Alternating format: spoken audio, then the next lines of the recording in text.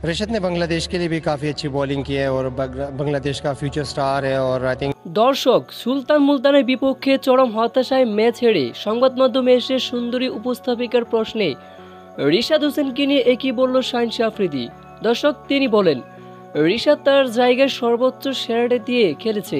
আমি মনে করি এদিন সতীর্থদের ঘুরেছে বোলিংয়ের দিনে উজ্জ্বল ছিলেন রিশাদ। জোড়া উইকেট তুলেছেন তিনি। দর্শক, পাকিস্তান সুপার লিগ পিএসএলে লাহোর কালান্দার্সের বিপক্ষে আগে ব্যাট করতে নেমে 228 রানের সংগ্রহ তার করেছে মুলতান সুলতান। জবাবে শুরুটা ভালো করে লাহোরের ওপেনিং জুটি, কিন্তু এই জুটি ভাঙলে একটু চাপে পড়েন তারা। এরপর অবশ্য দলে বাকি ব্যাটাররা লড়াই চালিয়ে গেছেন সর্বোচ্চ সেরাটা দিয়ে। তবে মুলতান সুলতানের বোলারদের দাপটে শেষ মুহূর্তে 36 রানে হারতে হয় লাহোর কালান্দার্সের।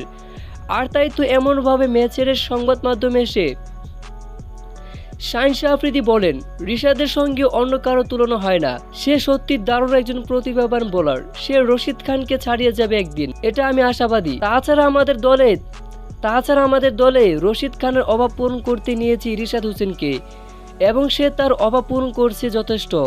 তো দর্শক, আপনাদের কি মতামত শাহিন আফ্রিদির এমন বক্তব্য শুনে?